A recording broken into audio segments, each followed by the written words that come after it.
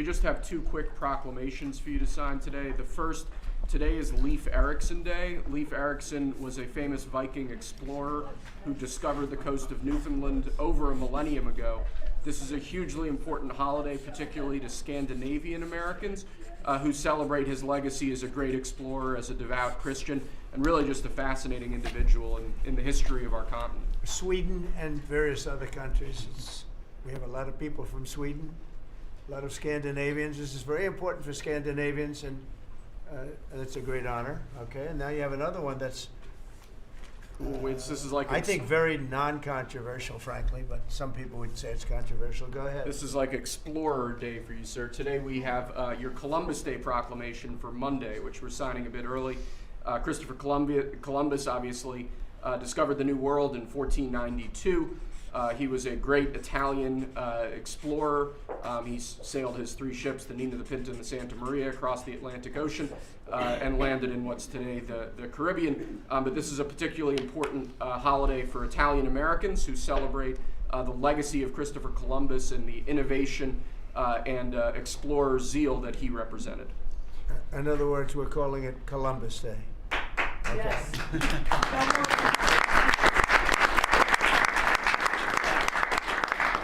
That was the press that broke out in applause. Can you believe that? I've never seen that happen before. The press actually broke out in applause. Good. Columbus Day. We're back. Columbus Day, we're back, Italians. Okay. We love the Italians. Okay. Thank you, Mr. Thank you. President. Great.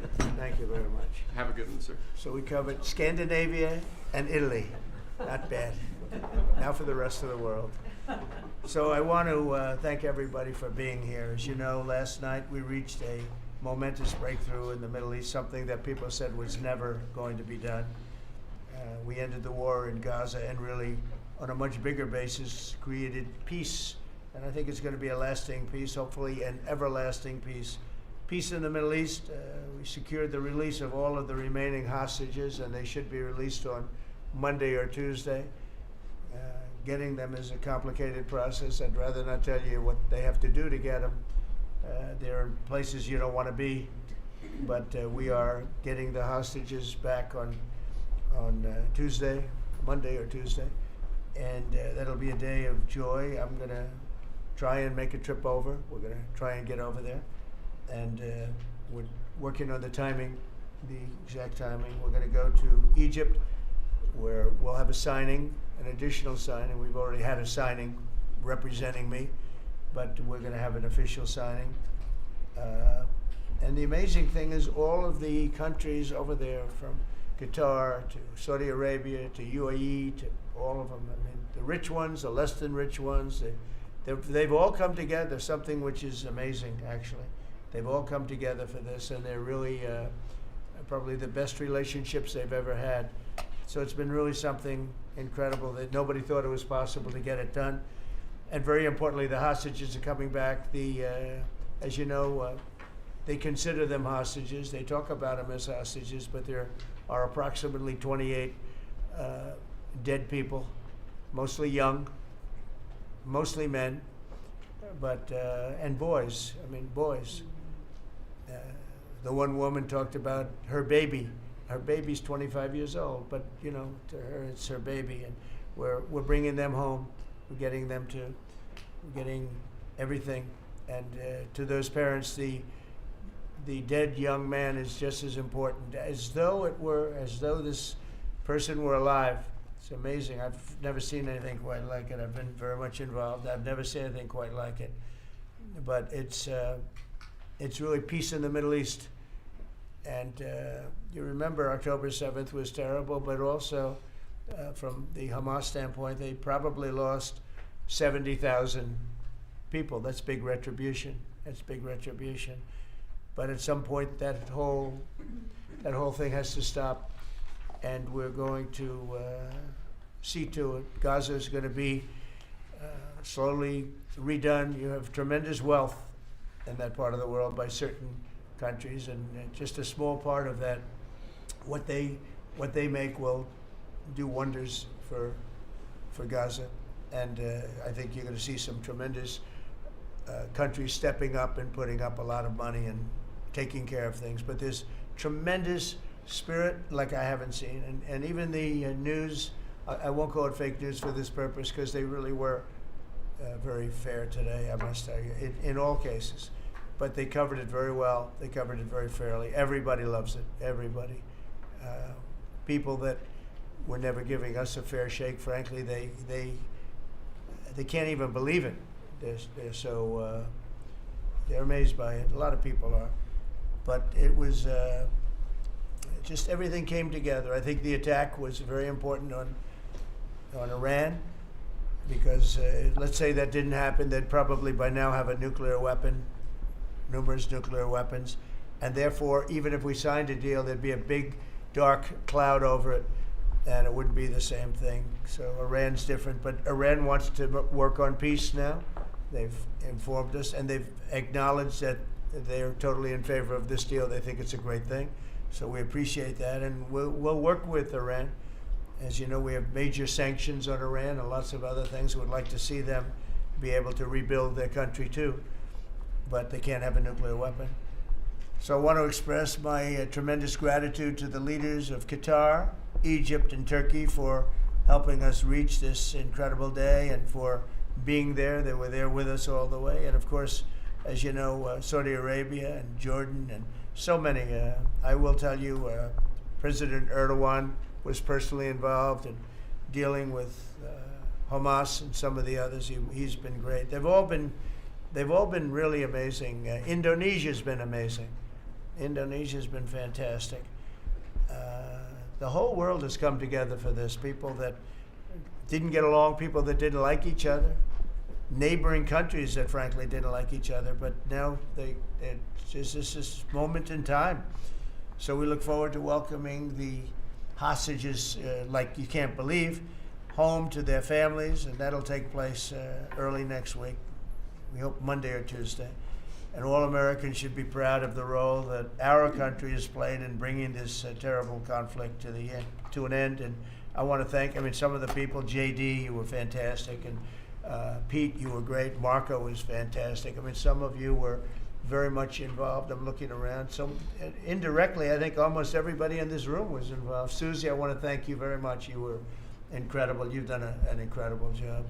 So, and yes, John, what you've done was invaluable. CIA, John Radcliffe, and he's done an incredible job. So I want to thank you all, and if I'm missing anybody, I apologize, but you've been amazing. And then you have Steve Witkoff, who worked so hard. And you remember we settled 7, this is number 8, we settled 7 wars or major conflicts, but wars. And this is number 8. And the one that I thought would be maybe the quickest of all would be Russia-Ukraine, and I think that's going to happen too. But in the meantime, they're losing about 7,000 people a week, and that seems pretty bad. They're losing mostly soldiers, young soldiers. They go out to war, and they're getting killed. And while it doesn't affect us in a lot of ways, we've got a big ocean in between, you don't want to see that happen. It was a big mistake. That war should have never happened. It would have never happened if I were president.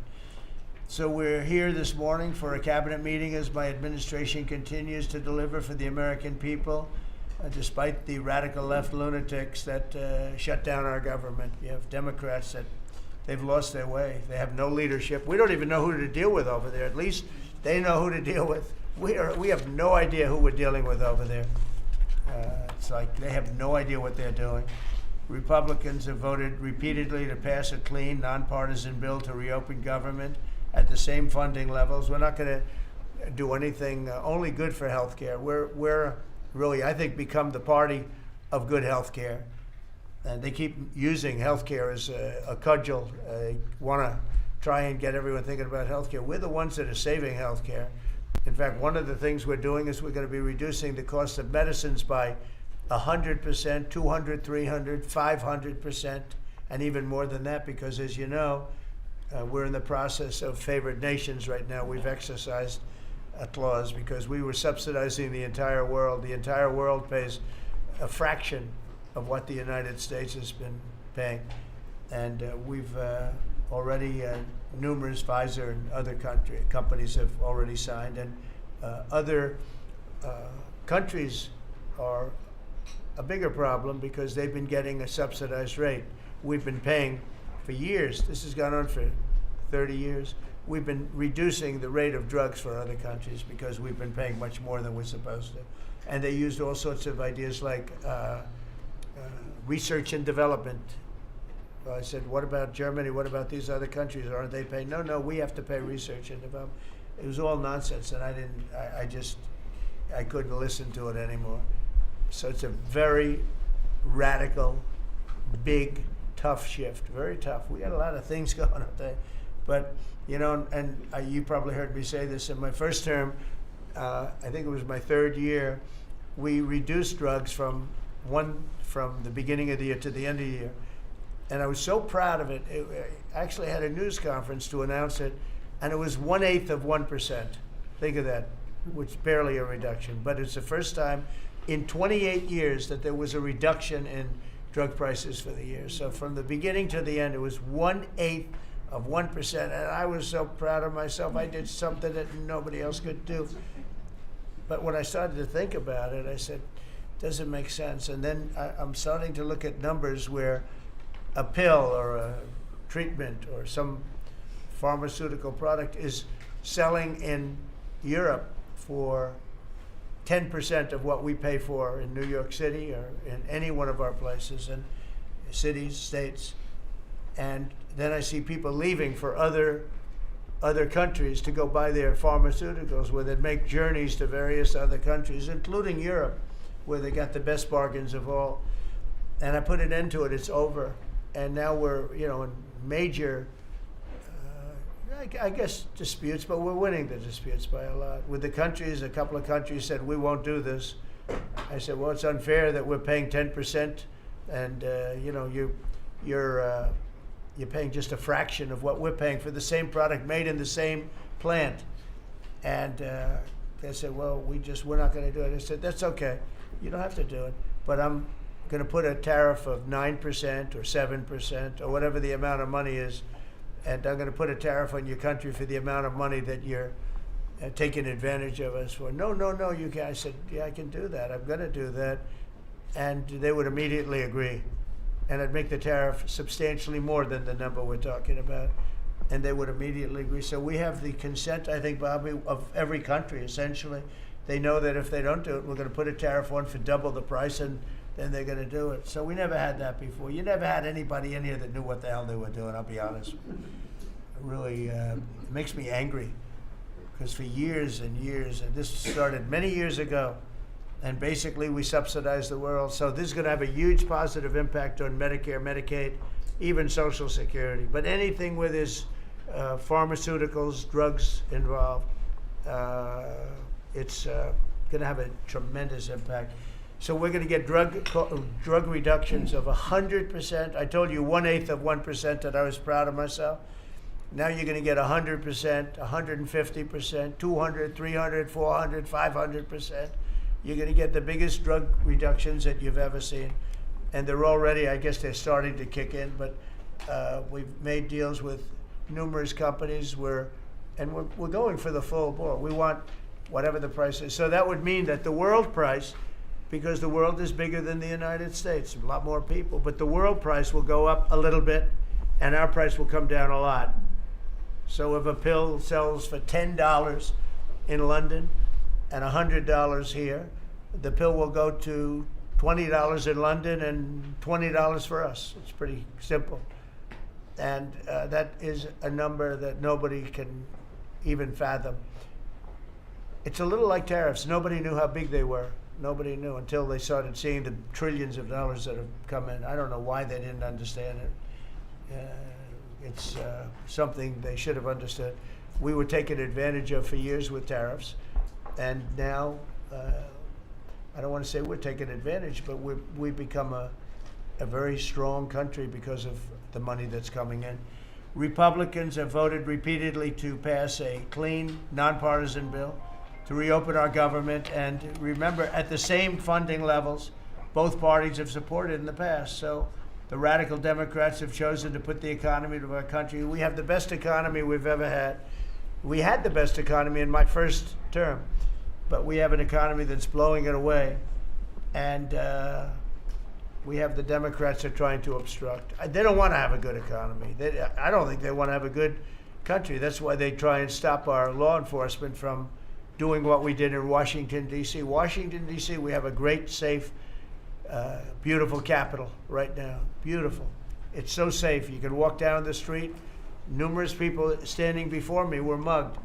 And you're not going to get mugged anymore. We have a safe capital, one of the safest. We took it from one of the most unsafe places to one of the most safe places in the country. And we also beautified it, and we're in the process of doing even more so. So we're very proud of our capital again. We were embarrassed by our capital. A lot of people being killed that come from Iowa, Indiana, Florida, that come up, and they end up getting shot. They're not getting shot. We moved out 1,700 people approximately, right? Approximately 1,700 hardened criminals, career criminals. They moved them out. So Chuck Schumer and Hakeem Jeffries and the congressional Democrats are holding the entire federal government hostage. I will tell you, a lot of Democrats want to get this thing open too. They do. They're calling us, and they just want to get it open. And all we're doing is saying, just play the same thing until we get it straight. And they don't know how to go about it. I mean, and the problem is we really don't know who the hell is leading the Democrats. You have this AOC, I don't know her at all, but I watched her the other day. She said, well, if they want, they could come to my office. That's not leadership, you know.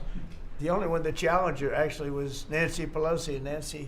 Nancy's not looking too good. I don't know what happened to Nancy, but she's not looking great. But she was the only one, I give her credit, she was the only one that challenged her. But AOC said that they can come to her office and negotiate, the Republicans. And we're saying, oh, I didn't know she was in leadership. But she's taking Hakeem Jeffries' place, and Schumer's afraid that she's going to run against him. And right now, I don't know, it can change, life is crazy, right? But right now he can't beat, I don't think he can beat anybody. So he'll lose in a primary. I would say he'll retire before he loses in a primary. So I think Schumer's going to retire because he can't beat anybody. His polls are so bad. Meanwhile, the Democrat shutdown is causing pain and suffering for hardworking Americans, including our military, our air traffic controllers, and impoverished mothers, people with young children, people that have to live not the greatest of lives. But we're doing so many tax cuts. We've cut their taxes. The great big beautiful bill, we've cut their taxes at levels that nobody's ever seen. I mean, no tax on tips, no tax on Social Security, no tax on overtime. It's been a great thing for a lot of people. They're doing great. Despite all of the damage that it's caused, the shutdown has been, pretty damaging. I mean, it's not yet because it's early, but it gets a little bit worse as it goes along. And we'll be making cuts that will be permanent. And we're only going to cut Democrat programs. I hate to tell you. I guess that makes sense. But we're only cutting Democrat programs. But we're going to start that, and we have Russell can talk to you about it if he wants to, but we'll be cutting some very popular Democrat programs that aren't popular with Republicans, frankly, because that's the way it works. They wanted to do this, so we'll give them a little taste of their own medicine. But Chuck Schumer proclaimed this morning that every day gets better for them. No, every day it's actually getting worse for them. And they're having a rebellion in the Democrat Party because they want to stop. And if you saw all of Schumer's, I watched last night like 10 different times over the years, he said, you can't shut down government, you can't shut down, and now he's the one that shut it down.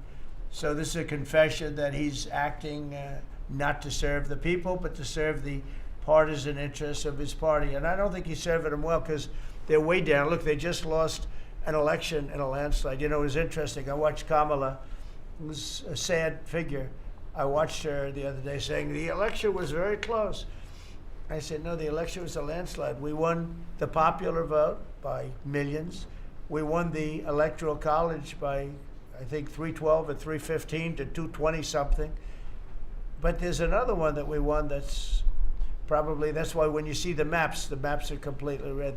It's counties. The counties, we won at 2,505 to 525. So 2,500 to 525. That's called one of the greatest, biggest landslides in history. And that's one that people are using now as a primary. But literally, when you see it colored in, the entire country is red representing Republicans. So, you know, they go around, they just lie. They just lie. And everything's a big lie with them. Well, the other side, and the other thing I don't understand is, Christie, I looked at crime numbers in Chicago. They're through the roof. And I have a governor who stands up every day and tells us how wonderful Chicago is. Just a lie. It's like a con job. It's like Gavin Newsom. He says how well he's doing in California, and they're doing terribly. Population's getting smaller. People are leaving. And other people are coming in. And, you know, I wouldn't say it's an even trade. While the other side is focused on playing games, the Trump administration is focused on creating jobs, bringing down prices, and we've really brought them down a lot. That's the other thing. We're bringing down prices a lot. We're bringing down grocery prices, but the big thing is energy. When you bring down energy, everything comes down, and the energy prices are way down. I see we're down to about $61 now a barrel, and what gasoline's going to be, I think gasoline's going to be below $2 at some point in the pretty near future. It's very low, much lower than it was under Sleepy Joe. And we're restoring law and order in our country. We're restoring it here, but we're restoring it right now. We're in Memphis. We're going to Chicago. We're going to other cities. Many governors are asking us to, including Democrats are trying to ask. I don't know what the big problem is. If I were a Democrat governor, I'd be saying, whatever you can do to get crime down, I'll take anybody. You can bring them in I don't care who it is. A lot of people said that. They interviewed women, these beautiful women in Chicago, black women with a MAGA hat, a red hat. They said, we don't care who he brings in here, but this place is really dangerous. We just want crime to stop. It's true. They don't care. You know, they don't differentiate between the National Guard and the Marines. They don't care. They'll take anybody. And that's the way it is. I mean, they want what we did in D.C., they want to happen to them. And it's happening in Memphis already. I see in less than a week, the numbers are really good. And it'll be great, and we'll fix that. We'll go to various other places, and we're going to be stopping crime in our cities. And that's a great thing, and we won't get credit for it, but it's a great thing. We've launched a historic campaign to take back our nation from the gangs and the street criminals, violent repeat offenders, illegal alien lawbreakers, domestic extremists, and savage, bloodthirsty cartels. And very little, by the way, is coming in by water, in case you haven't known. The drugs aren't coming in by water. In fact, we can't even find any boats in the water anymore. We had boats, we were like a subway train loaded up with drugs. Every single boat that you see getting taken out kills 25,000 Americans. Think of that. Because it's pretty tough stuff, but it kills 25,000 Americans. So when you hear that, it's no longer tough. But here in Washington, we've deployed federal law enforcement and National Guard to restore public safety, and we're working to replicate that in numerous places all over the country. And we have a very powerful military. We have a very powerful National Guard. I want to thank the governor of Texas, who has been, as usual, great. Governor Abbott, he gave us 400 troops without even a question. And we have other governors likewise doing what has to be done because they know we have to confront crime. We're directly confronting the sinister threat of left-wing domestic terrorism and violence, including the terrorist group Antifa. You saw that yesterday. We had a news conference. Antifa's out of control in Portland and other places, but mostly Portland in the case of Antifa. And we had people that were really badly affected by them. It was terrible. So one of those things, but we're knocking the hell out of them. And we're looking for the people that are funding them, and those people are going to be just as guilty as the people that smack people over the head with a baseball bat. And I'd like now to ask Attorney General Bondi and Secretary Noem to discuss this a little bit and tell where we are.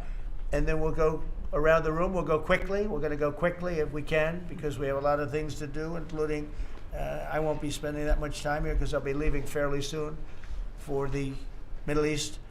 And I'm very honored to be involved with that, I'll tell you. It's a great thing for our country. People are so happy about it. I've never experienced anything quite like it. I've never seen such universal praise for being able to do something. No, it's something that nobody thought was possible, and we're going to end up having peace in the Middle East. Who would have thought? So, Pam, could you start, and then Christy, please. Sure, President Trump, and despite the Democrat shutdown of our government, our law enforcement officers are out there working without paychecks, round the clock to keep and make America safe. Secretary Hegseth and I were recently in Memphis. We had 1,100 law enforcement officers in one room with us. The Memphis PD, they were the happiest to see us, don't you think, Secretary Hegseth, of anyone. We had ATF, DEA, FBI, U.S. Marshals.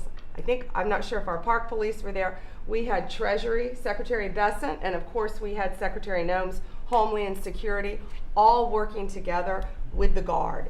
They were so happy to have us there. We've been making arrests left and right. So far, we made 562 arrests and seized 144 illegal guns just in the short time we've been in Memphis. And many of these people are career criminals. And when you take them out of a place, your crime rate just goes down. These people commit crimes every single day. They're sick. And we're taking them out. In some cases, we're bringing them back to their countries where Biden allowed, with the stupid open borders that we had in our country, to come in. But they're being brought back to other places, or they're being put in jail, but they're career criminals. President Trump, last night alone, we made 91 arrests, 19 firearms off the streets, and one was a warrant for a homicide, and 4 sex offenders who had active warrants. One was a sex offender on a child. Everything we did in Memphis was worth it, in my opinion, for that one arrest. Think about that. We got a child rapist off the streets, but yet we've made 562 arrests and still going strong in Memphis. Just what we did in D.C. But it's because it's all of us. It's a team working for you to make America safe, all together, round the clock. Thank you very much. Thank you, Pam. Thank You're doing you, a great President job. Trump. And it's amazing that we're not getting cooperation from Democrats. It's like, it's a new issue. You know, we have all the old issues of the wall and the border and all of the things, men playing in women's sports, they still want that, transgender for everybody. All these issues are so crazy, but we have a new one. It's called crime. We stop crime, and they allow crime. They want crime. It doesn't make sense. I think it's as ridiculous as the other things that we talk about all the time. But I've added it onto our list, a 5-letter word called crime. We stop it, and they actually incite it. It's crazy. You would think they'd want them. You'd think they'd want Christy and Pam and all of the people.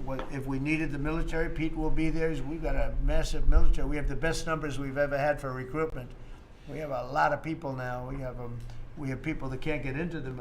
In a great economy, they want to be soldiers again. A year ago, they didn't want to even think about it. Same thing as with police and firemen, everything. They want to join. They're proud of our country again. Christy, go ahead, please. Well, sir, thank you for your leadership and for deploying all of government to help us keep our country safe. You have talked extensively about how threatened our ICE officers are, but all of our law enforcement out there. And we saw the shooting in Dallas at that facility, so we're hardening all of our buildings and making sure that we have more security measures, snipers on the roof, people to protect our law enforcement while they're out there on the streets. But what I'm also doing, sir, is, and with your authority, is we're purchasing more buildings in Chicago to operate out of. We're gonna not back off. In fact, we're doubling down, and we're gonna be in more parts of Chicago in response to the people there. And then I was there a few days ago and looked at some facilities that we can deploy more law enforcement out of, because what they're trying to do with these riots and violence is distract us and keep us from going after those murderers and rapists that are out on the streets. And then I was in Portland, went out and back on Tuesday and met with the governor, met with the mayor, met with the chief of police and the superintendent of the highway patrol. They're all lying and disingenuous and dishonest people, because as soon as you leave the room, then they make the exact opposite response. So we're looking at new facilities to purchase. They're in Portland too, and we're going to double down. And I told them if they didn't meet our demands for safety and security, on the streets and work with us, then we were going to bring in more federal law enforcement. So I want to thank Pete and the Department of War for all their help. They've been fantastic, but while we fight litigation and work with Pam on that, we're going to send more of our resources and men and women out there to keep everybody safe. So no worries. What we see in DC and what we see in Memphis for benefits for people in the safety and security, we'll see that in Chicago and Portland. The numbers in Memphis, it's only a week, but the numbers have been amazing, I understand. That's exactly right. The crime numbers are way down. Fantastic, and it shows what a partnership can be between local law enforcement and the federal government. And if we have to do it the hard way in Portland and Chicago, we will. But the people demand the safety. My lawyers are in court right now as we speak for you, arguing in Chicago and Portland to keep them safe, to bring in the guard. The government doesn't want it there, but we do. We're going to keep their citizens safe, thanks to The you. people want it. I don't understand the politics of it. I don't understand why Pritzker is trying to protect people that are really bad They're people. more scared of the anarchists that are on the street and the politics of it than they are of doing the right thing. I think they're afraid. Yeah, I they think are. they're threatened. They don't tell us, but I think Pritzker's threatened by people. 'Cause there's no other reason that this could be possible, that they don't want to have a safe Chicago. And we can solve the problem very quickly. And we're doing that anyway, regardless of if he doesn't want it or if he does want it, we're doing it anyway. So make sure. I asked the mayor that himself. He said that Portland was perfectly safe, a beautiful city, no problems. And I said, well, why did you clear the streets for me today then and build out a 4-block radius to make sure I could get in and out of here? And these people on the street screaming death to ICE. There's graffiti that says Molotovs melt ice. We have the guillotines. We're going to use them. The things that Almost different. It's like anarchists. It is, it really You know, is. it's really different than a lot of the others. This is a sick situation, but those are anarchists. Those are people that want to overthrow government. They're really degenerates. And we're finding out who is supplying all of those beautiful signs and everything Well, else. Scott's been fantastic. His team finding the financial networks is great. That's what gives everybody. Scott will do that. That's easy for Scott. We got a great team, sir. That's good. How about we go to Marco? You can talk a little bit about what's going on, and Well, go ahead. yeah, Mr. President. I don't know if one day perhaps the entire story will be told about the events of yesterday, but suffice it to say, it's not an exaggeration that none of it would have been possible without the President of the United States being involved.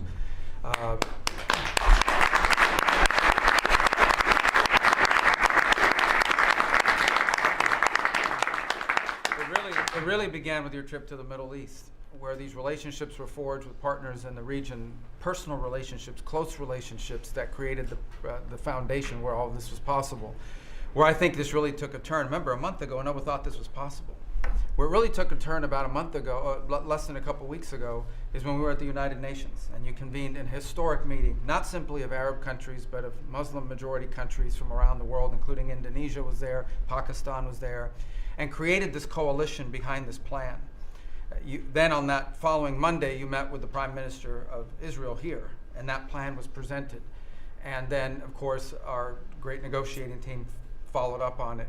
In the interim, again, perhaps the stories will be told, perhaps they will never be told. The President had some extraordinary phone calls and meetings that required a high degree of intensity and commitment, and made this happen. And I think what's important to understand is that yesterday what happened was really a human story. There's a geopolitical aspect to it, there's no doubt about it. It creates the conditions for Gaza to one day be a normal place again and people to have a better life and Israelis to be safe. But yesterday was a human story. And because of the work you put in, and honestly, not only is there no other leader in the world that could have put this together, Mr. President, but frankly, I don't know of any American president in the modern era that could have made this possible.